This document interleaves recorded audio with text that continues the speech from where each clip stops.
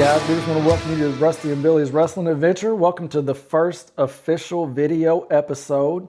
Appreciate those of you that listened to the audio episode we got going about a week and a half ago, I guess. Bear with us on the timing. We're trying to make our schedules work to where we can be out consistently. I think we're getting all that ironed out. I know the set's a little non-exciting or unexciting maybe, but we're getting there as well. We're working on some things. We got some things in the works. I mean, who doesn't love a black curtain, right? We have a curtain. we didn't even have that the week before. Last week we didn't have anything. You didn't even get to see these faces. You might see these faces this week and think, oh man, y'all guys need to go back to audio only. But, you know, you can put that in the comments if you feel like it, but try not to hurt our feelings, please. But no, just to introduce ourselves real quick, I'm Rusty. Obviously, I'm Billy, because he's Rusty, that makes me Billy by default. But yes, I'm Billy. And man, we're real excited to get into this, man. Look forward to where this takes us and hope you guys enjoy the ride. I guess, Billy, we'll just jump right in, man. I know we didn't get to harp on Raw 2 weeks ago. Pretty exciting episode, I thought. You had couple of returns there, like Randy Orton coming back. I didn't know that was coming. I knew it was happening soon, but I was thinking more surprise entrant to the Royal Rumble. I was too. You meant SmackDown, not Raw. So SmackDown, my bad. But anyways, yeah. You're right, my timeline is off. It's always welcome to see the Viper back. Randy Orton, one of the all-time greats. And it's always good to see, and I love The Miz, but it is fun to see Miz take an RKO every now and then. Is The Miz the ultimate heel? Like, The Miz is one of the greatest of all time. I don't care who disagrees. I love him. The Miz might be, and there's a list of guys and girls that fall in that underrated category. Absolutely. Miz, to me, is at the top of that list. Absolutely. Irregardless of the fact that he is the first ever two-time Grand Slam champion, folks, in WWE history. That means he's won a world title, U.S. title, Intercontinental title, and tag team title on 2 occasions, each of those. No one else has done that. Well, actually AJ Styles has. But The Miz was the first to do that. Austin didn't do it, Rock didn't do it, Hogan didn't do it, Savage, Warrior, Andre, Taker, name them all. Brock, Cena. Yeah. Cena was a Grand Slam champion, but not a 2-time Grand Slam champion. So, but Miz is. And if you've seen the episode of WWE Evil on The Miz alone, which I think it's still on Peacock. We'll talk about the library sometime, maybe this episode, maybe another one. But that episode alone opened my eyes a lot as far as The Miz goes, as far as the things that he's had to endure and he's gone through just to have the career he's had, just to stay there. Let alone, you know, to stay there and then to just build on what he created and to have the career he's had. You know, easily was counted out. He's a kid from the real world. He just, every reason to disbelieve in The Miz. Well, when I think of The Miz, I mean, the word self-made comes to mind. Because he created his character in the real world, you know, and he had every reason to quit. I mean, he talks about, I believe it was in the Evil show, talks about just the hate and the backlash that he faced all the time. Like, it would have been easy to walk away. Locker room hazings. Yeah. But, man, like, he stuck it out. Not only got over with the crowd, but, man, like, does anybody compete with him on the mic? Like, no promo hits to me like a Miz promo. Like, I love listening to him get on the mic. I liked his little face run for a little bit, but ultimate heel, like, that's his sweet spot. He does it great. My favorite is, when my hand goes up, your mouth goes shut. Like, I mean, it's so funny. It gets me every time. I mean, he's been doing it for years, and I still love it. So I love The Miz. I would love to meet The Miz just because he's just awesome. Like, he's The Miz, and he's awesome. I would geek out if I met The Miz. The Miz has done no wrong, in my opinion, and can do no wrong. Miz on the mic, and the thing about it is, when Miz gets on the mic and says these things, he's not wrong. Yeah. He never has been wrong. He tells the entire truth every single time. It's not fabricated. It's not blown up out of proportion. It's straight facts. Yeah. And what makes him a heel, what gets the heat on him is people know he's right and they can't stand it. So, yeah, we got love for the Miz here on the show. Absolutely. Just to start out with, I'll tell you that right Absolutely. now. Miz is one of the greatest of all time, probably the most underrated superstar of all time, regardless of all of his accolades. Yeah, more Miz, we'll take it. Absolutely. So let me But jump. it is also fun to see him get RKO'd every now and then. Well, I mean, that's the beauty of him, though, is he gets to go out there and talk all that trash, and then someone comes out and puts him in his place, puts him in his place. It's great. It's great. I do like to see him win, though. I loved him as champion. I love to see when he's got some kind of gold on him. It elevates his cockiness to a whole nother level, and it elevates his character, and I love it. Speaking of gold, listen, got to. See that right there? Champs again. Back where they should be. Where the in the teams. tag team division. Should have never been singles. The J run, it was cool. It was whatever. Yeet. Awesome. Great. Done. Stick with tag team. They are the best tag team, in my opinion. Hands down. GOAT status. Nobody competes. They're better wrestlers when they're together. I don't think either one of them are overly impressive singles wise. I think they get winded too fast, number one. Jay yeets himself out before the match ever starts. But I mean, the entrance alone speaks a lot to that. I mean, especially back. having to run it back. Run it back. Goodness forbid if there's a commercial break mid-entrance, which I've seen live personally myself, and then he Yeah. runs it back 4 or 5 times before they come back on the air. yeah, And he's just out there for a promo, but he's blowing up. He's huffing and puffing just from eating for 5 minutes straight. man. Yeah, that'll work on you. I don't care who you are. But put those two together, man, like, oh my God. I absolutely love the Usos. They are my all-time favorites in the tag team. They're right up there with my all-time favorites, period. I love me some Jimmy and Jay. Jimmy cracks me up, but I don't think he has a serious bone in his... It's hard to take him serious when he's trying to be serious. But just because he's so funny, man. Like, he's hilarious. But those two together, Uso Penitentiary, always been one of my favorite gimmicks. My only knock right now is stop playing Jay's music. Like, just change it back to the down sense instead of it's just me. Like run it back to that. But I love seeing them, man. I love their little promo last night coming out. The match that they had with AJ and Dragon Lee was great. I loved it. But I love the chemistry between Jimmy and Jay, man. Whether they're in the ring or on the mic, the chemistry between them, it's top tier. Yeah, I mean, the Usos, obviously one of the, if not the greatest tag team of all time. Definitely the most. They are. They're the longest reigning tag team champions in history, which says everything just by itself. But the run they had in the bloodline with Roman, with Paul Heyman, Sammy was there as well. Tremendous, tremendous run. One of the all-time greatest runs in just periods of time in WWE history, which is in part why the company has seen a rise since then, and we're continuing to see it now as well. Gosh, everybody loved the Bloodline, saga. Everybody loved man. it. And the Usos obviously a big, huge part of that.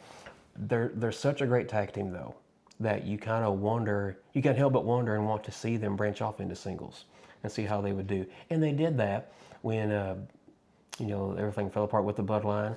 Jay was the first one to kind of separate himself from the Bloodline and say, deuces, ooses, and out the door he went. And I think Jimmy had an injury there at some point, didn't he?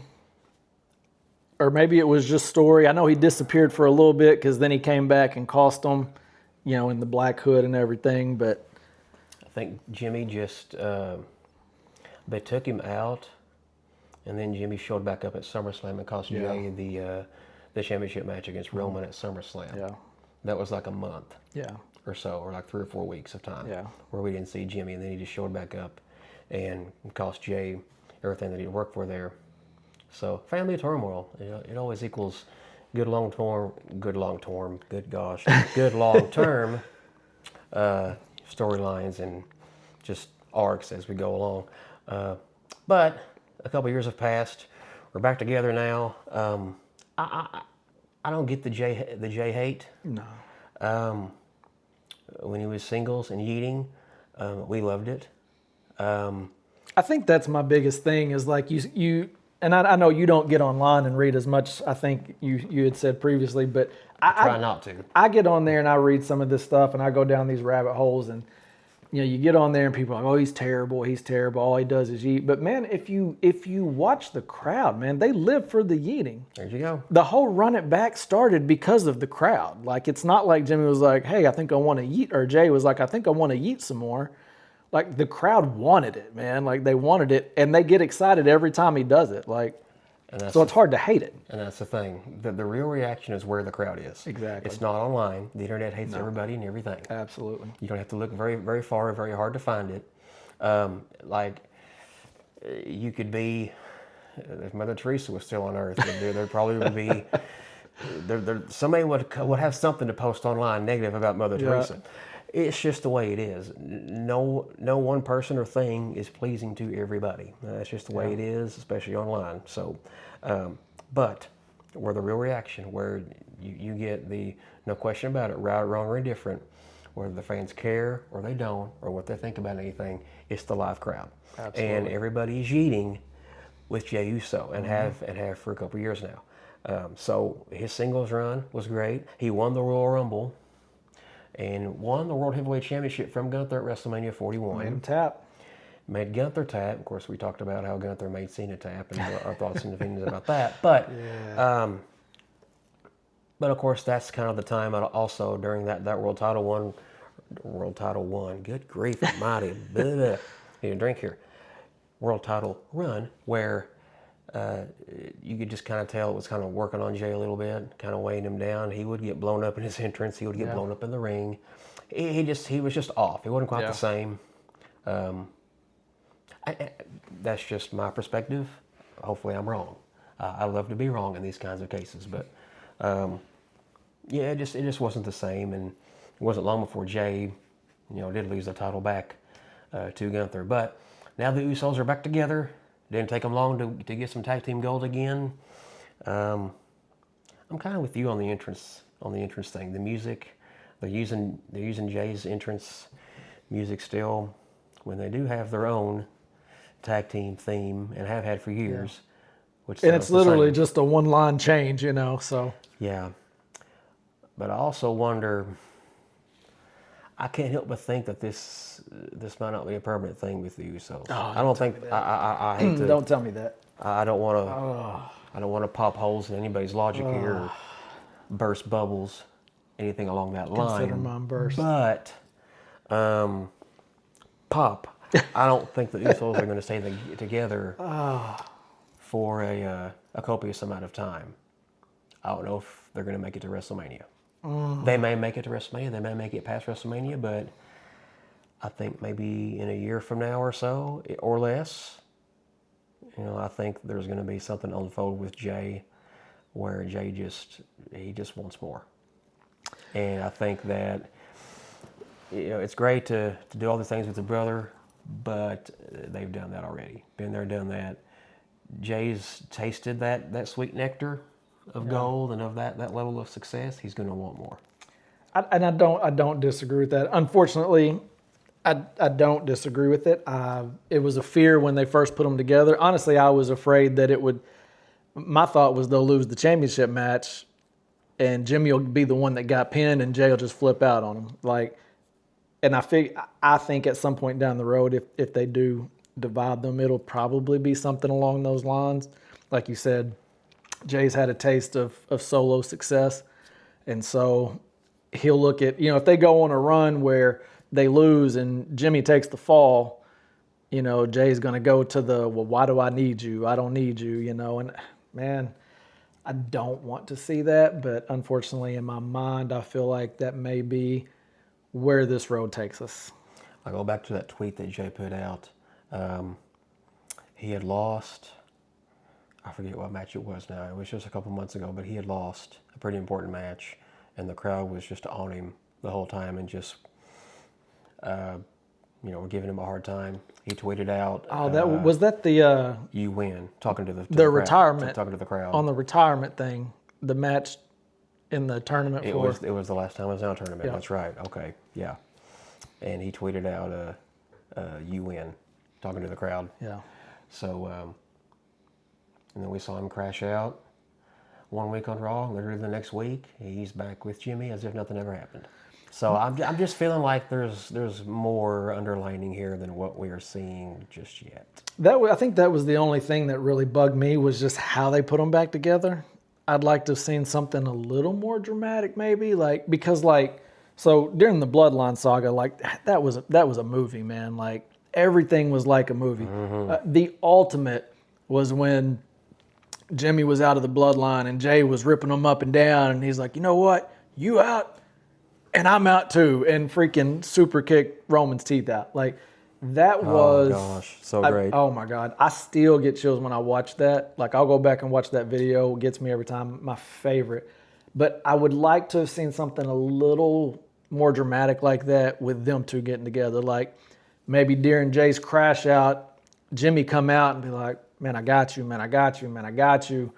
You know, or something to where, you know, you saw the connection on TV, not I called my brother up and, you know, like I would like to have seen it on camera.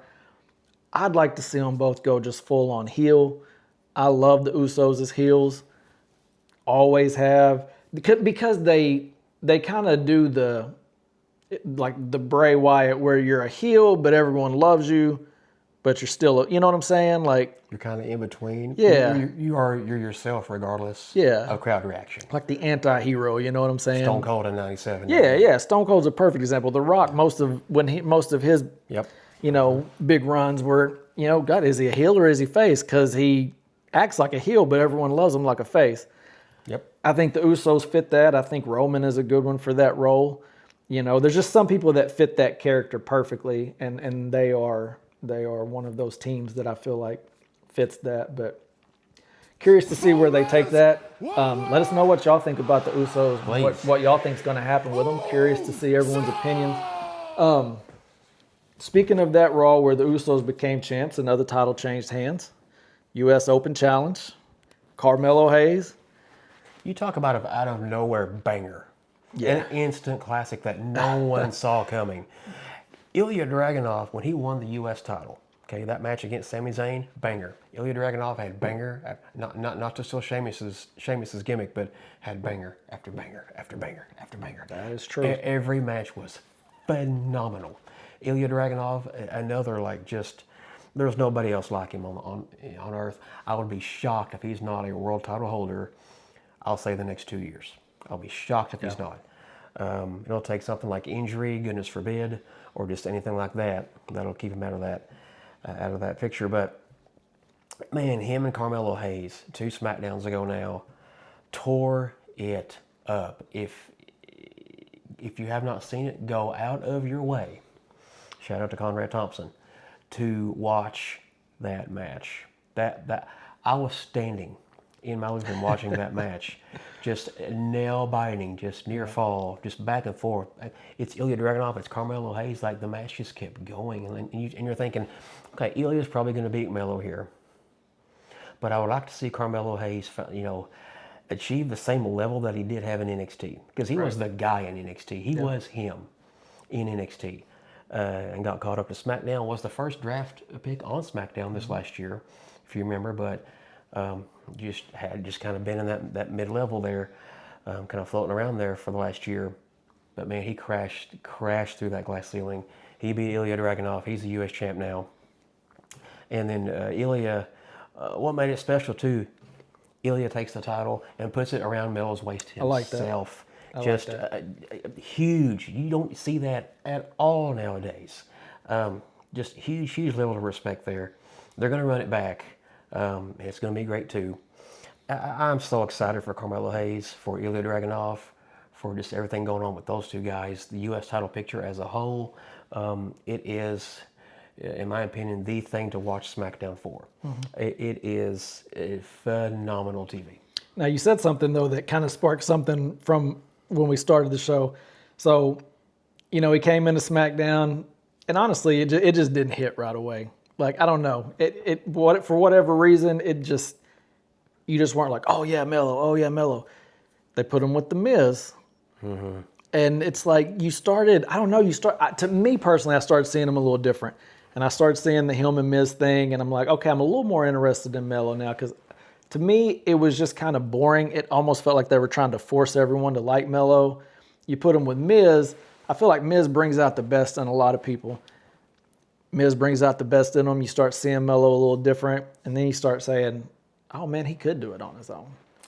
Well, for one thing, we talked about Miz earlier and put him over hard, of course, as he should be. However, two rights don't necessarily make another right. It didn't help that they got the name Melo Don't Miz. I hate makeshift tag team names passionately. Me too. I hate names like that. Like, they're not a Hollywood couple. They're a tag team. Just call them The Miz and Carmelo Hayes. Yeah. Like back in the day, you can think of like Show Miz and Big Show. They held tag team gold. They were called Show Miz. Yeah. Chris Jericho and the Big Show, Jeri-Show. They're not a Hollywood couple. They're a The tag Rock and team. Sock connection. The Rock, but yeah, but that's different now. That was great, That's though. cool. That was I'm entertaining. talking about mashing their literal Yeah, names no, together. I like, got you, I got you. Like they're a Hollywood couple. Yeah. No, I hate those tag team names like that. Rock and Sock Connection is not one of those. That was fine. Call them The Miz and Carmelo Hayes. Call them The Miz and the Big Show. Yeah. Big Show and Chris Jericho, so on and so forth. I hate those little makeshift names like that. So I don't think that helped Yeah. in trying to get Miz and Carmelo Hayes over. Now, it did help Carmelo Hayes, become somebody else character-wise and break apart from The Miz and, become someone that we are fully behind and are cheering on to success, U.S. title and beyond. Melo even confronted The Miz after he won the title on SmackDown. I was about to say that. Miz, I want to thank you. He's like, man, I want to thank you. Thank goodness I got the heck away from you. Yeah. And then off he went, and Miz just left looking like, Yeah. So it just, great stuff. Carmelo Hayes wouldn't have got to this point without that. Yeah. That's what I'm trying to say. So there was some good in it, but yeah, Definitely. hated the name. Hated the name.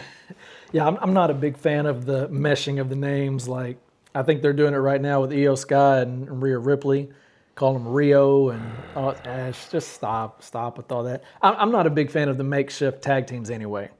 Like, every now and then it's okay, but I don't know. Sometimes it just feels like, oh, well, we don't really have much going on in the tag team division. Let's throw these guys together. It's a WWE kind of a trademark thing going back to like the 70s. I'm thinking of like Dominic DeNucci and Tony Parisi, two guys that they just threw them together as a tag team. I'm thinking of, Tony Garea and Rick Martel. I mean, there were a number of teams going back to even decades ago that there were two single guys and they formed a tag team and they were successful and won tag team gold. I mean, you can 70s, the 80s. Not so much. The 80s were more of a great tag team era, in my opinion, because you had legit tag teams in that title picture for years there. You had your British Bulldogs, your Heart Foundation, your Demolition, your Legion of Doom, your Nasty Boys. Even the Dream Team, Greg Valentine and Brutus Beefcake, they were two single guys, but they came together and they were a great tag team. They weren't called Greg Beefcake or whatever the heck you could throw at them. They were called the Dream Team because it was Johnny V's dream team. His guy, Brutus Beefcake, and Greg the Hammer Valentine. But yeah, the 90s, that's where it kind of fell apart a little bit, tag team wise. Stone Cold and Shawn Michaels were tag team champions, and they beat Owen Hart and the British Bulldog on Raw in '97. That was one of the best matches I've ever seen. I thought Austin and Shawn Michaels were a killer tag team. They didn't last long at all, but I thought they were phenomenal. I love that match still to this day. Going back to even like the 1-2-3 Kid and Bob Holly.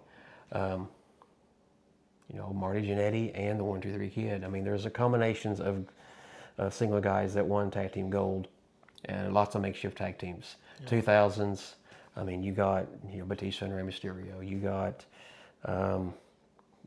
you can just... Edge and Rey Mysterio. I mean, lots of guys throughout the years, but it's not uncommon. Makeshift tag teams are actually plentiful throughout the decades in WWE. Some connect, some don't.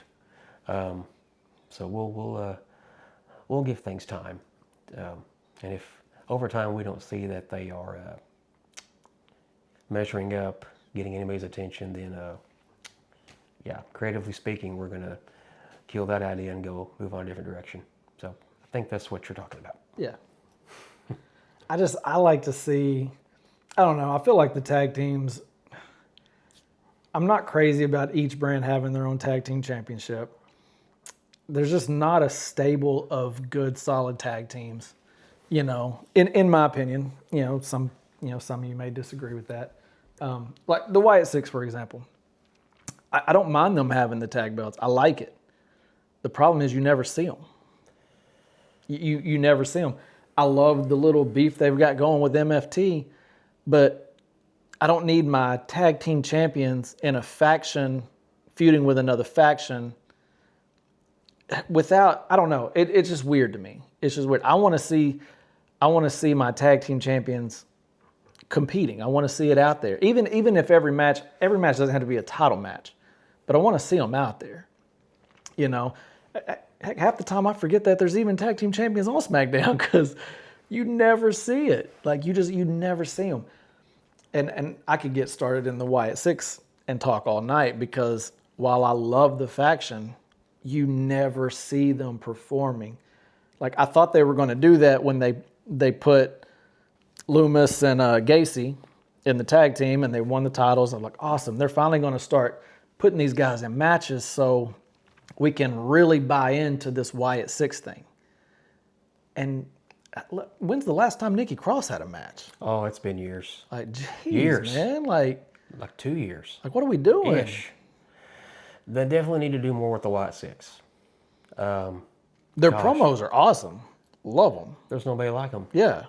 I mean, they're Bray Wyatt reincarnated, literally, Yeah. quite literally. There's 5 of them, so there aren't 6 of them. But Every the Wyatt Six. promo that Bo Dallas does, I feel like he looks and sounds more and more like Bray. It's his brother. He should. But Yeah. but I'm saying like he's taken that character and it's transforming him because when it first started, it almost felt like he was forcing it a little bit, which I know there was a lot of emotion when he first started it. Mm-hmm. And I think it does take time to get comfortable in the character. But I think now that he is comfortable, he's thriving in the character. And I mean, literally like his voice and his appearance to me, like when I was watching that promo on SmackDown this week, like I could see Bray Wyatt in him. Oh, you can. You definitely can. Like, and it gives me chills, man. And I just think, man, God, if Bray was here, man, he would be loving this. Yeah. Which, it's sad that we will never know, what Bray had cooking in his mind with this whole Wyatt Six thing. Because he had something great. Like, that dude was a creative genius. Yeah. He had ideas we're never going to see. Yeah. He had ideas they're never going to be brought to light. I have a feeling there's a lot in that trunk that we're never going to get to see. Yeah. Because he's no longer with us. But no, the Wyatt Six, they're a tribute act. I don't mean to just like pigeonhole them or just like put them in this box. They're a tribute act, but they are. They could be bigger, badder, and greater than they are if we, to your point, just saw more of them. Exactly. We need to see more of them. Good, bad, or indifferent. I don't care if they're babyface or if they're heel. Just we need to see more from them. I'm glad they're tag team champions. They've done some stuff in AAA with the Psycho Circus down there. They had a Carnival of Carnage match on AAA, Guerra de Titanes, which is War of the Titans, a couple weeks ago. But here in the States, we haven't seen just a whole lot of them. And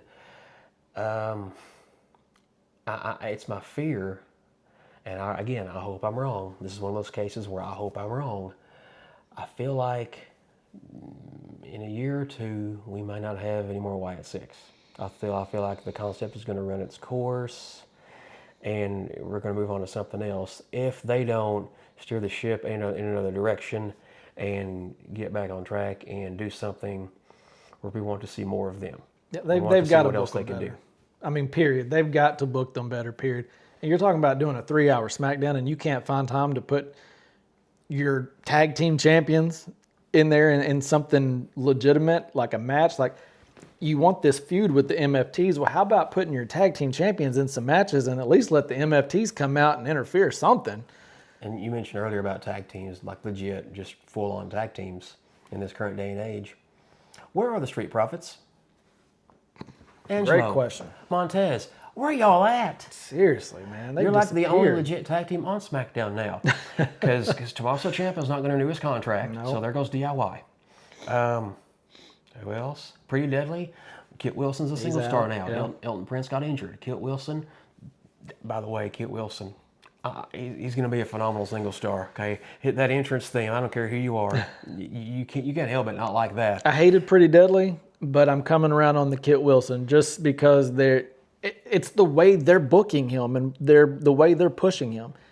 But that's where my frustration comes in, because you've got these people that could be over, like could be hella over, and you're just booking them so soft and so just here and there. Then, like you said, you got the Street Profits, who I love their edgy turn. Then they just disappear. Like, where are you at? Yeah. Like, man. Should we put him on the side of a milk carton? Missing. And we just see Dawkins doing this. Yeah. And Montez Ford did with the solo cut. Man. Where are the Street Profits?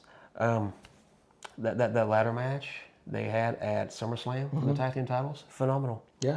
The biggest ladder match in WWE history. It was to celebrate the 25th anniversary of the. Actually, was that a TLC match? Because it was also the 25th anniversary of the first TLC match. I feel like it was SummerSlam. It was SummerSlam. I'm trying to think if it was just a ladder match or a TLC match. I think it was a TLC match. It may have been. Hardys and the Dudleys were in the front row. Yeah. So I'm thinking I'm right. It was a TLC match. You remember ladders more than you do tables and chairs. Yeah. Because it takes the ladders to climb up and get and retrieve Yeah. the titles. So, but that was a phenomenal match. And now half of those teams are just kind of no longer or are MIA at this point. So. Yeah, I just feel like WWE is fumbling right there. They're fumbling the Wyatt Six. I think they're fumbling the MFTs. Like, I got excited when the MFTs came out with the paint, like, it's like, okay, we're actually tapping into something now. It's nice. It helps. But then it's like, wait, what are we doing? Where'd they go? It's like they start to build a little momentum, and then WWE says, hey, we'll bring you back in a couple weeks. Take next week off. Here, do a little video segment, and then we'll figure out something else in a couple weeks for you. Like, I think that speaks to there's a lot going on with WWE right now, on the inside, on the outside, on air, off air. I think that Triple H and the creative team, I think that's just them trying to book week to week, not the same stuff on Raw, on SmackDown, for PLEs even. Just to not oversaturate everybody and to make every show feel and seem different. You're going to see some of the same folks every week, as you should. You should see the world champions, quite frankly, all the champions every week. But I think that's kind of, whereas before, especially during the Thunderdome era, the pandemic era, it was like a lot of the matches happened week to week to week to week. I saw Jeff Hardy versus Elias, I feel like 3 or 4 weeks in a row. a lot of those, it just felt like we're No just disrespect to Jeff Hardy or Elias. Yeah.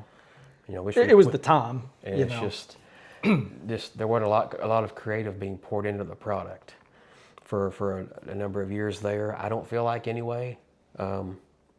And I don't want this to be a show where we just dump all over the product. That's the complete opposite of why we're here. We love this stuff. That's why we're here.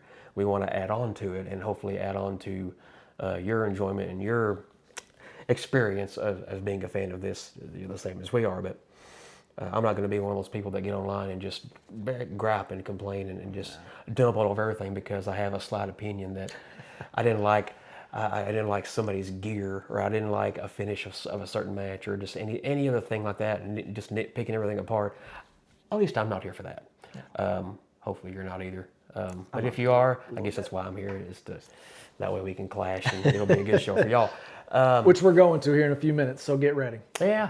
But I mean, I'll always defend WWE as far as I can. Everything to me, because I've been a fan of this since I was 7. I'm 43, unfortunately. But everything is a I'm means not to an telling end. my age. Everything is a means to an end, is where I'm trying to get at. And it all goes together and flows. Ultimately, there's an end destination somewhere, somehow. So, not everything is scenic on the way there. So just stay tuned. That's my advice to everybody that doesn't like what they're watching. Just stay tuned. Stick And with it. it'll never be perfect, and you can't please everybody. And that's the biggest thing to remember, is that, you see people online bashing one thing, and then you got 100 people in the comments talking about how they loved it. Like, you're never going to please everybody. That's what makes it so great. Like you sit in Gorilla on a live broadcast and you try to time out a show. You've got to fit this in and fit that in, and things go wrong and intangibles happen that you don't have control of. But you roll with those punches and you just make the best show and product that you possibly can. Oh, by the way, you're live, no retakes. And let me just do a cheap little plug here for WWE Unreal Season 2. I think it's January 26th. January 20th. Or 20th, yeah. 20th. So if you want to know more about the ins and outs and what goes on in producing these matches and like what goes on backstage, watch Unreal, because it's amazing. It's amazing how they change on the fly and how they're calling camera angles and stuff like during the match. Like they have these matches like laid out and they know when they're going to cut to what camera when, but then when something happens and they have to adjust, and they're literally back there calling it as it happens. It's interesting. If you're not a fan, you should watch it. If you are a fan, you should watch it. Season There you one's go. been on Netflix for a good while now. Worth the watch. And I've watched this my whole life, guys. Blew me away just how things came about with certain things. Season 2 is going to be no different. They're going to talk about Seth feigning the injury that led to his Can't wait cash to in hear at about SummerSlam. They're going to talk about R-Truth when he got released, it looks like. And just the real conversations and real things that happened going in and on and behind the scenes of everything that's happened the last 6 months or a year or so. So I cannot wait for January 20th. I'm going to see if I can be off from work that day and binge watch the entire season in a day like I did the last one. If my boss is watching and I take a vacation day, just don't worry about the reason why. It's for Unreal. Don't worry about the reason why. That's right. But it's great stuff. And a lot of people aren't fans of that show. They're old school and they want to keep what we call kayfabe alive, which is where the business was very protected for a long, long time, for generations. An example for folks that don't know what kayfabe is, so you wouldn't see good guys riding with bad guys to the towns. You wouldn't see them interacting at all if they can keep from it.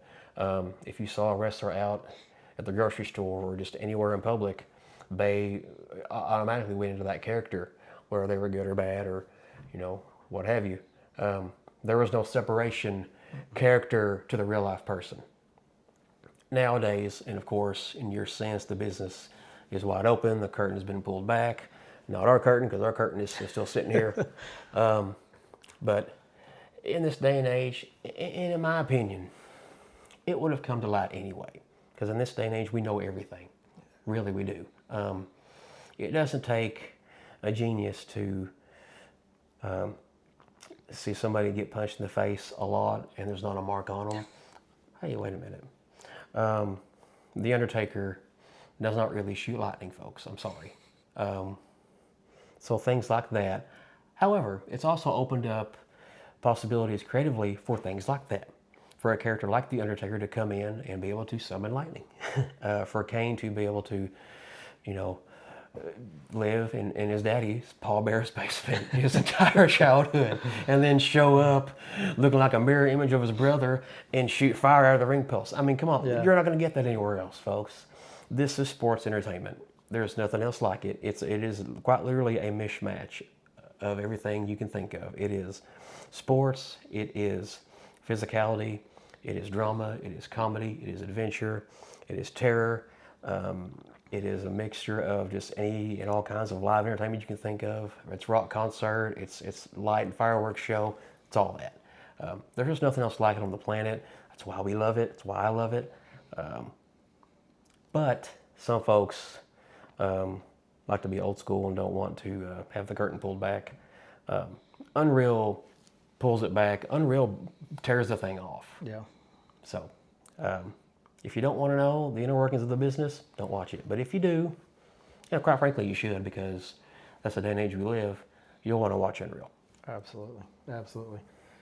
Well, let's kind of keep rolling here. We were talking about earlier, I think we mentioned Randy Orton's coming back, but there were a couple of other people that returned, or I say return, one call up, whatever.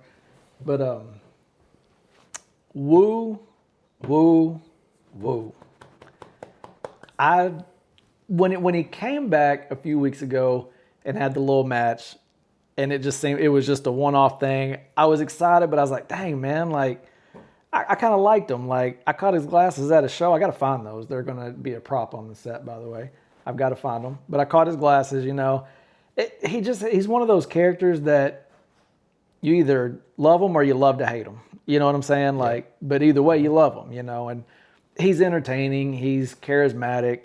He puts on a good match. He puts on a pretty good match. And so I was excited that they signed him. Yeah. Glad to see him back.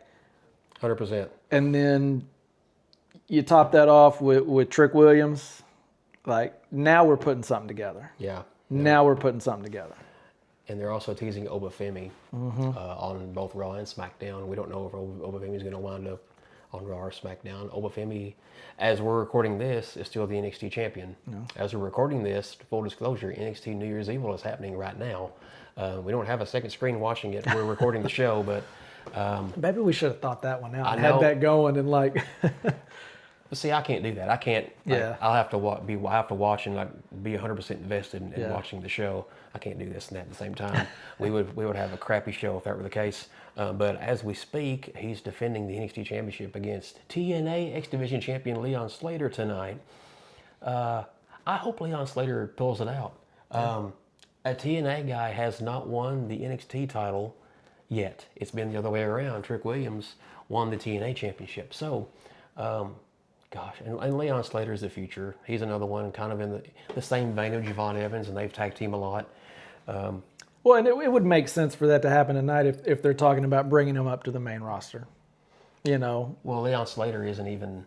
You're talking about Obafemi? Yeah, Oh, yeah. okay, my bad. It would make sense for him to lose the belt if you're talking about bringing him up. Yeah. Which based on his match against Cody Rhodes a few weeks ago, he needs to be called up. Now, I don't want to put the cart before the horse because Leon Slater is not a WWE contracted guy. So that's also why it would be cool to see him hold a WWE title. Yeah. Because he does not work, officially for the company. He works for TNA, which we have a partnership with, and it's great. So I don't want to put that cart before the horse. Right. I thought you were talking about Leon Slater for a second. I was like, well, that would be unprecedented Yeah. for a literally an outsider to be brought up Yeah. on our SmackDown. No, you were talking about Obafemi. Right. So going back to Matt Cardona, I have kind of a similar story with Matt Cardona, aka Zack Ryder. Let's go back to when he was Zack Ryder. When he was on YouTube and pretty revolutionary with the Z-Trail Long Island story, that whole time period. You see him in his YouTube videos climbing the fence, I'm trying to get over, and just little subtle stuff like that, and made a very entertaining show there for a while that I watched every week, and it was all just, he created a groundswell for himself and created a fan base, and I was part of it. We all wanted to see him reach a height that he hadn't seen to that point, and eventually he did. He went on to TLC 2011, I want to say. I believe that's right. Sounds right. Beat Dolph Ziggler for the U.S. title, and that was huge for him. And it was because we all got him there. And I was also there at WrestleMania 32 in Dallas when he won the Intercontinental title in that ladder match, which was very unexpected. And I was so very glad when he exciting. won. I was so glad when he won it. And I was just as equally devastated the next night on Raw, where I was there as well, when he lost it back to The Miz. Oh, man. 24 hours as Intercontinental Champion. However, I always liked he and Kurt Hawkins or he and Brian Myers. I listened to their podcasts for years, the Major Wrestling Figure podcast.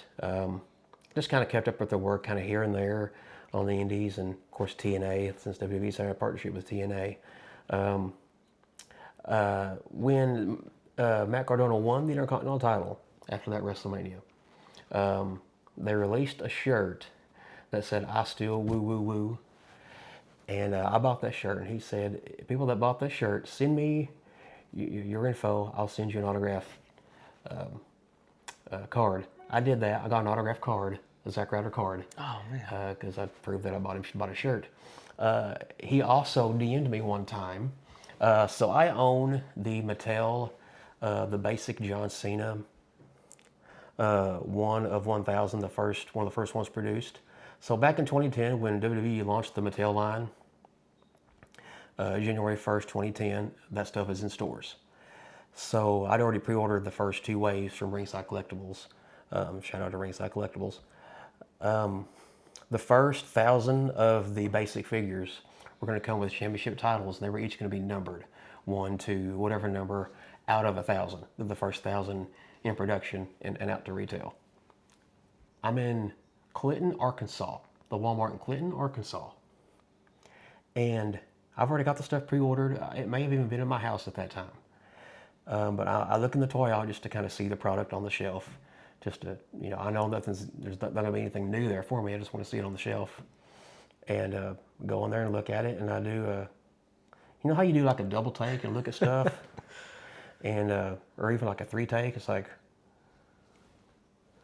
I did like a 7 take at this figure, and I'm looking at it. It's the basic John Cena Series 1, and the title 0001 of 1,000. Oh man. I bought it. I was gonna say I know was it didn't 10 stay on the bucks. shelf. $10. Oh, I had to buy that, yeah. and I've got it mint on card. I still do. I showed it online once upon a time on Twitter. Matt Cardona DM'd me, wanted to buy it. I did not sell it to him. I did not sell it to him. I think I would have said throw me an offer. I think I asked more than what he was willing to give me. Yeah. I think he was like, no, it's not worth that much. So, but I didn't want to sell it anyway. It wasn't. He could have thrown. Well, I don't want to say he may not have had $1 million thrown at me, but no figure's worth $1 million. Don't get me wrong. But I didn't want to sell it anyway. But no, I've had interaction with him like that. Oh, I almost forgot. I actually met him in the Elimination Chamber at WrestleMania Access, WrestleMania 32 Access, when he won the Intercontinental title. I have a picture with him inside.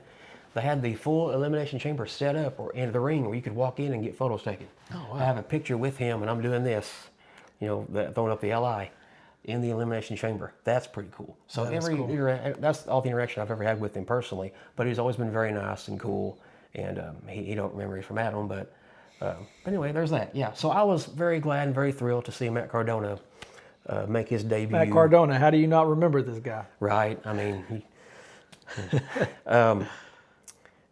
just glad to see his hard work. He's tweeted. He could have given up or not. And you never know if you're going to reach any level of success by giving up. If you don't give up, you've got more of a chance of achieving something. Whereas if you give up, you have a guaranteed chance that you're not going to. So Absolutely. that was his philosophy. It's worked out for him. So glad to see, Matt, that you are back here at WWE where you belong, alongside your wife, the great and beautiful Chelsea Green. Who got hosed again for her United States title? Speaking of Chelsea, I don't know about you, but I'll speak for myself, even though I'm going to say we are waiting to get fully behind a babyface, Chelsea Green. 100%, man. Like, she's got it in the ring. Like, she puts on a good show. Which she's funny, don't get me wrong. She's phenomenal. Her antics are hilarious, but the girl needs a legitimate push, man. Like, I feel like she's earned it. She 100% Like, how has. has she not earned it? Like, and I don't know what conversations are like backstage, but from the viewer, it feels like she does everything asked of her. Hey, we're going to put the title on you. Hey, in a month, we're going to have you lose it. Hey, we're going to have you go out here and look a fool this week. Hey, we're going to have you go out here and lose to this person this week. And she does it every week and puts on a great performance every week. Get her in the title picture. Please, please. Which gets me to, while we're talking about women's title picture, Intercontinental title.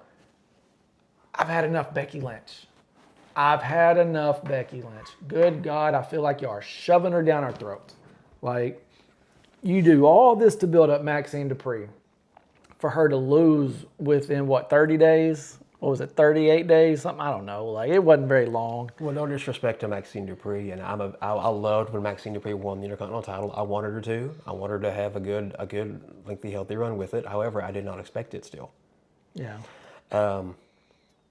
The man, Becky Lynch. By the way, did you know she's one of the greatest female wrestlers of all time? Matter of fact, Sports Illustrated She says is. it. It's not just me saying it. She is the greatest female wrestler of all time. It's not just me saying it, or her saying it. Yeah. Sports Illustrated says it. Bleacher Report says it. ESPN says it. So, no, it must be true. Well, I mean, like, listen, Becky's far from done. Far from done. Becky is just now. She's at that level where she's doing TV shows and movies. Rightfully so. She's a tremendous talent, so you should be able to do both of those things, wrestle and do all those things as well. Becky's far from done. Yeah. I am disagreeing with you. I'm not tired of Becky Lynch at all whatsoever. Her Twitter game alone is exceptional.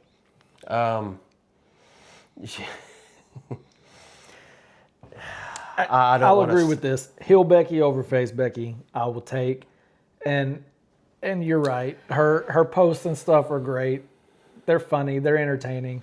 I think for me, it's just every time there's some sort of title thing, she's always in it. She's always in it. Kind of like how they did with Charlotte Flair for a while. It's like every time there's something about a title, oh, Charlotte's there. Like, sometimes it's okay for them to feud for something other than the championship and let some new people, some different faces feud for it for a little bit. You know, I knew when Maxine Dupree won the title, it wouldn't be a long reign. Like, I knew it. I feel like we all knew that. We still loved it. We liked it happened, but we all knew that it was eventually going to come. It wasn't going to be very long. Something drastically was going to have to happen for that to be a lengthy reign. And at least it wasn't a clean pin, you know, like she was leaned on the ropes and all, you know, at least there was that. But, you know, since we're disagreeing though, let's jump to something that we disagreed with before we started filming. Oh boy, here we go. Sami Crybaby Zayn. Saying crybaby may be a little harsh. Let me explain. I don't have a problem with Sami Zayn being in the title picture. Not an issue. I like Sami. He's entertaining. His stuff with the Bloodline was some of the best work I've ever seen. The He's Not Feeling Usi that caught everybody off guard, amazing. Top 5 segment all time, in my opinion. It was great. I can't tell you how many times I've watched it. But I don't know, man. It's just always this whole me against the world thing with Sami Zayn. Me against everybody. Everybody counts me out. I just, God bless, man. Like, He literally says none of that, by the way. It's just how it comes across to me. It just comes across as like, oh, man. And maybe it's just me, you know, never really being a huge Sami Zayn guy. But I'm just like, to me, all his promos sound so just the same. And I'm just like, man. Have you ever seen a bad Sami Zayn match? No, I will give you that. Like, it seemed like every other week you were seeing Sami Zayn versus KO, but every week they put on a classic. Fight forever. You know, like it. And I will give Sami that. In the ring, amazing work. And he's good on the mic. I'm not saying he's not. It just, I don't know. I just, and I don't know. I'm not even going to say anything else like that. To me, it just felt like wash, rinse, repeat. Wash, rinse, repeat. Wash, rinse, repeat with Sami. I don't know. Let's hear what you got. Sami Zayn is good at everything and has been for a very long time. There is not a bad Sami Zayn match in his entire catalog and his entire career. It does not exist. There's not a bad promo or bad mic work in Sami Zayn's entire career either. Go back and watch. It's not there. You talked about when he made the Usos and Roman crack on SmackDown. Oh gosh, when he said they weren't feeling Usi, and you just see the Usos just covering their mouths, just trying to bite their tongue to keep from laughing. Even Solo couldn't keep a straight face in the background. What a great segment. Roman's just full on, just ear to ear. Yeah. they just rolled with it. Gosh, Oh, it was so man. great. That entire run and that entire saga. Sammy is the honorary Uce. Yeah. Well, how he inserted Was himself in the bloodline, you know, gold. like he didn't take no for an answer. Like he made them accept him in, and it was. But I mean, it's like we talked about earlier. The whole bloodline thing was a movie, man, and Sammy was a huge part of that. He was. Sure was. And I was upset when Roman got him. You know what I'm saying? Like, Did you not want to see Sammy beat Roman for that title at Elimination Chamber in Montreal, Sammy's home arena? Did you not want to see that? You were the only one. You were the only one. You were the only one. And I love Roman. I love the Bloodline Saga. the one. But The I one. was like, if we don't see Sammy win this title, I don't care if it's on the road to WrestleMania. I don't care if it's a month to WrestleMania. If we don't see Sammy win this title, everybody's going to be pissed. He didn't win the title, and we were all pissed. Roman, Nonetheless, I still acknowledge you as my tribal chief. Just want to put that out there. but we saw Sammy and Kevin Owens come back together, and they beat the Usos wearing that same gear for the undisputed WWE Tag Team titles in the main event of Night 1 of WrestleMania 39. I was trying to not go down that road. I was trying to kind of, steer around that, but you just had to go there. Well, I've got the wheel now, so we're gonna go where I drive. So Ruined my WrestleMania, by the way. no, that was a great match, great, phenomenal match. Yeah. Oh, but Michael Cole's call on that alone. Three's the one. The bloodline be damned. Like, Yeah. Well, Michael Cole's a legend, man. He's yes. a legend. Yes, he is. But Sami Zayn this week, which was a few nights ago on SmackDown, talking about, he sat in the crowd with his son watching John Cena's last match, and his son asking him, like, Dad, how many times have you won a world title? And he had to say none, which is true. Sami Zayn has held every title except a world title, which is a crying shame. Sami Zayn should have had a world title by now. He should have beat Roman at that Elimination Chamber event in Montreal. He should have. Even if he lost it the next night at Raw or SmackDown, the next Raw or SmackDown, he should have won it. But for him to come out and say, I don't get where you're saying, me against the world, or the world's against me, blah, blah, blah. He didn't, it's not like that. He's just like, I'm coming after the world title. Yeah. And then he got interrupted by Trick Williams, Thank and I'm God. glad to see Trick Williams on SmackDown. And Sami Zayn is going to have a phenomenal match with Trick Williams next week on SmackDown. Absolutely. In, is it Berlin, Germany? I think so, yeah. Because Raw is in Dusseldorf. I think SmackDown's in Berlin, Germany. But yeah, Sammy does no wrong. He can do it all. He's phenomenal. He's the every guy. He doesn't look like an action figure. No, he looks homeless most of the time. He's the every guy, and we love that. And he should be a world champion because he everything he does, everything he touches, turns to gold. So I will agree with you in saying that I do think he deserves a world title run 100%. sooner than later. I do. When you talk about a guy that does everything that's asked of him, Sami Zayn has been that guy. I just feel like the promos sound too, I don't know. They're just a little whiny to me. Like I would like to see Sammy just come out and just start to do a promo and then just put the mic down and just do it. Like, just put the mic down. Just do it. Like, I don't know if you remember, was it Jericho that would come out at one point? He would come out, walk around the ring. It was when he came back years ago. He would come out, and you'd think, oh, he's back, he's going to talk. He'd stand in the ring, and then he'd just put the mic down and walk out. He did that for weeks. I was at that Raw when Jericho Yeah. returned and did that. They had these video vignettes of the end is here. The Yeah. end as you know it is here. And then it was a Raw in Memphis, which, by the way, I'll be at Raw in Memphis next month. Yeah, and then Jericho showed up full on white. That was the light up jacket, the debut of the light up jacket. Full on Y2J Chris Jericho again. Whereas before he was in the suits, very consternated to everybody, was very did not like or approve of pretty much anybody. So, flip the script on that on his character at that time. Yeah, and then for a number of weeks there, Jericho would just come out all excited and hyped, along with the crowd, would grab the mic and would never say a word. He would just look around and just do this and just like act all excited for a few minutes and then drop the mic and walk back off.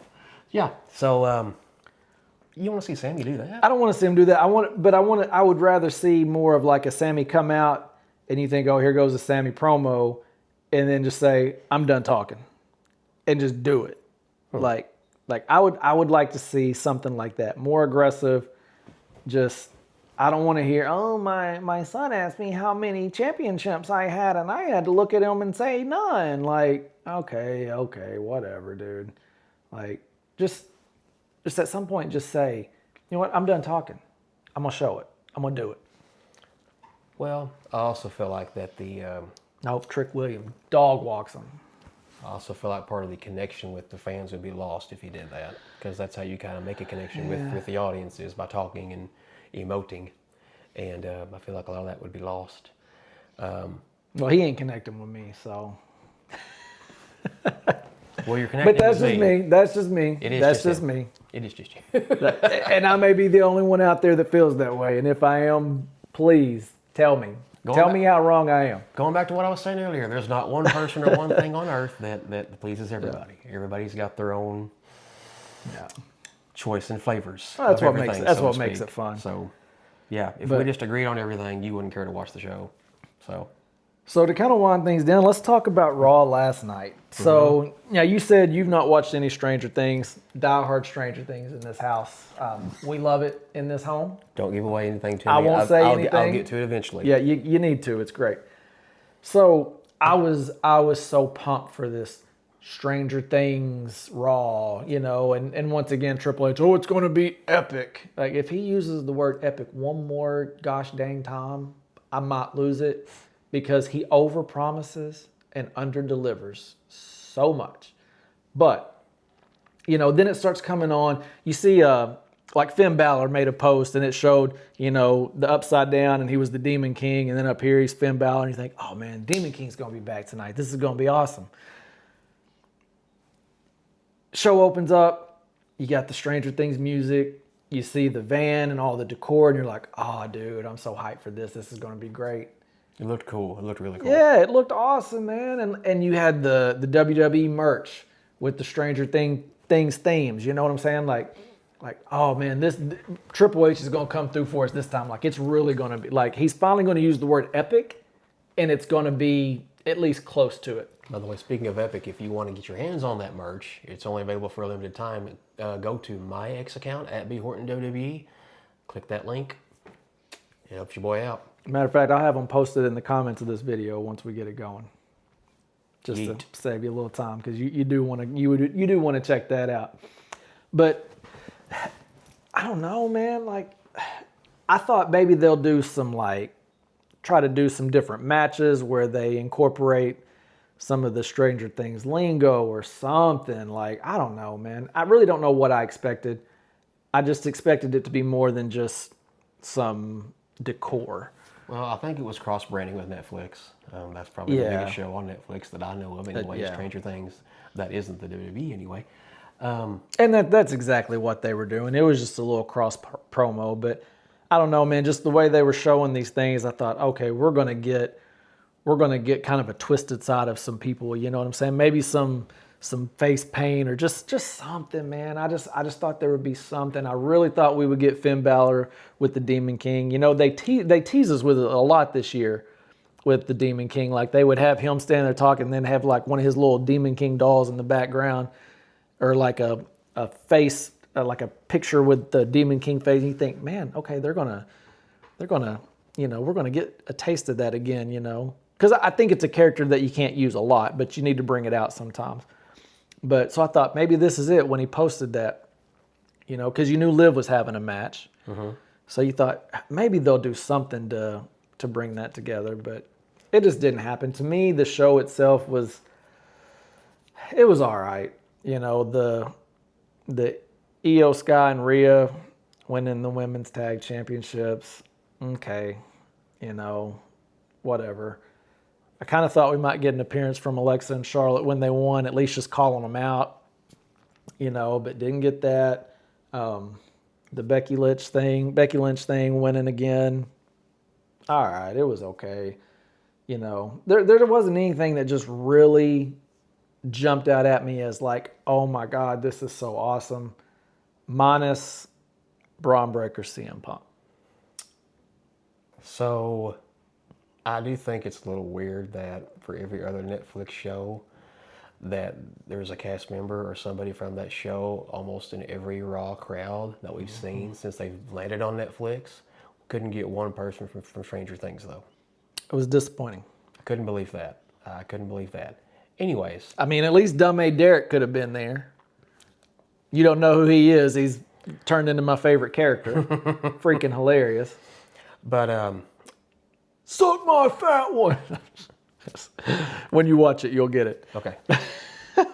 Okay, so I'm thinking that means something else right now, but hopefully we'll edit that in post. So the CM Punk Braun Breaker match, the world title, yeah, phenomenal, great match. Great. You didn't know one way or the other which way that was going to go. Well, first as of the match all, went on. how he trolled him walking out in the jacket, like that was great. That's CM Punk. That was great. Yep. And then, gosh, I really kind of wanted Braun to crash through and win that world title. I really did. I was torn. Even though it's, you know, usually you see moments like that happen at big PLEs like WrestleMania, like the Royal Rumble, a bigger PLE, you know, type setting, not Raw, Stranger Things, but still, I would not have been mad at it. Title changes have happened on Raw in the past. Yeah. I mean, Mick Foley won the WWE title from The Rock, the first Raw of 1999. It was the turning point of the Monday Night War. Yeah. They never looked back after that point. Stone Cold's won the title on Raw. I mean, Psycho Sid won the title on Raw. I'm going way back. So it's happened a lot. I didn't want it to happen, but I wouldn't have been surprised if it did. Roman Reigns won the WWE title on Raw back in like 2015, I want to say. Yeah. Something like that. Maybe it was 2016. Don't No, quote us. it was around that time period. Okay. I'm usually pretty good with dates and at least like general areas of time, like years and months, not like exact dates. Pretty sure it was 2015 though. Roman won the WWE title on an episode of Raw. So, if not late 2015, early 2016. So, I do know that 2016 Triple H won it in the Royal Rumble match. Roman defended it in the Royal Rumble match. That's right. Triple H won it in that Royal Rumble match, and then he lost it back to Roman at WrestleMania 32. I was there, so I do remember that. So I'm right. I'm right. Takes me a second. I got to put some pieces of the puzzle back together for me to see the whole picture of what happened. So that's what I just did just there. But so it's not unprecedented that someone wins, you know, the major world title on Raw or on a TV episode. Just doesn't happen all the time. But still, gosh, great, phenomenal match. CM Punk got his kick pad torn off his ankle. Looked like he lost a shoe when Braun came off the top rope and clotheslined him onto the announce table. You know Braun was going to make it that far. So yeah, the Punk Breaker match was definitely the match of the night. I'm kind of looking forward to see where they go from here.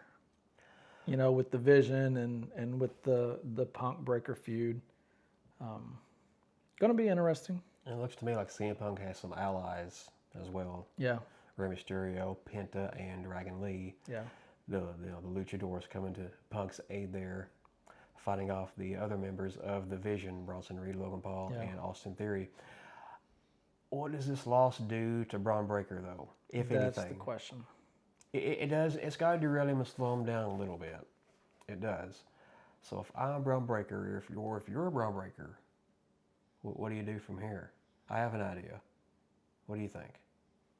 I'm curious to hear it. I think if I'm Braun Breaker, I show up on Raw next week, maybe at the beginning of the show, or maybe just in the middle of something else going on, but not too far into the show. I just show up and start wrecking people and just start wrecking things around the arena, honestly.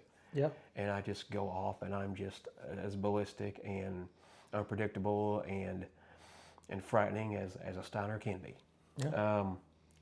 And with that, I state my claim for the Royal Rumble match. That's what I do if I'm Braun Breaker. I think that's probably the best way for him to announce that he's in the match. That's me being creative. That's what I would do. And that gives us something good to look forward to for Monday. Yep. You know, kind of the fallout, the reaction there. So, Speaking of Monday, is Gunther going to retire AJ Styles? man, I didn't even get to get into Gunther this time, but Because he's going to wrestle AJ Styles on Raw in Germany next week. I just want to touch just for a quick 10 seconds on just how great Gunther's promos have become. Like, him and AJ, like, I was actually laughing at Gunther, and I never thought Gunther would make me laugh. So I just had to throw that out there. We'll get more into that next time. That was almost 10 seconds. Almost, 11 seconds. That was very good. Yeah.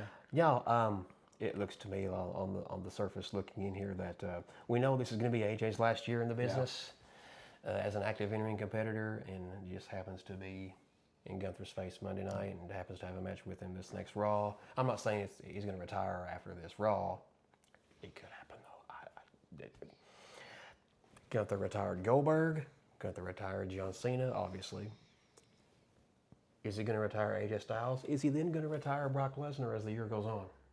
I mean, it sounds like there's a lot of excitement coming up, man. I'm looking forward to it. I think Monday night's going to be great. Not sure what to expect on SmackDown this week, but hey, it's just a couple of days away. Looking forward to it. SmackDown has the 3 stages of hell match for the WWE That- Championship. that's Cody gonna Rhodes, be Drew interesting. McIntyre in Germany. That is going to be interesting. So between SmackDown this week and Raw this week, man, there's a lot of stuff coming up that's going to be fun to talk about next week. Sami Zayn's going to put on a banger against Trick Williams. He better put on a banger. He will. I'm going to let you hear about it. He will. I have no doubt he'll put on a banger of a match. Hopefully he just doesn't talk a long time. But man, we just want to thank you guys for tuning in. Again, we're tweaking this as we go. You're going to see a lot of change probably from week to week. So just bear with us as we get in the flow, as we get the set build, as we get our equipment exactly how we like it. We could have waited till we had it all perfected, but we were like, screw it, let's just go. Yeah. So Brick by brick, folks, we're Absolutely. building this and working as we go. This black curtain is not a permanent thing. This is not the set we had in mind. We do have something else in mind. This is not the only camera shot we have in mind. We've got a multi-camera, multi-angle production that's going to go down with this. I promise. So bear it's with all us. coming. It's all coming. I promise. It's all coming. coming. Bear with us. Brick by brick. Yep. We're going to build this up. We're working as we go. Just stay along for the ride. We're going to have some cool merch too. I posted on my Facebook. It was Saturday. Yeah, got some hoodies getting got ready to hoodies. produce, t-shirts, long sleeve shirts. Hopefully I'll have one by the next episode that I can wear to kind of show. In the meantime, I'm going to rock out with the Usos day one. This is Rusty and Billy's Wrestling Adventure. Thank you guys for tuning in. We'll see y'all next week. Peace. 4 letters, 1 word. Stop.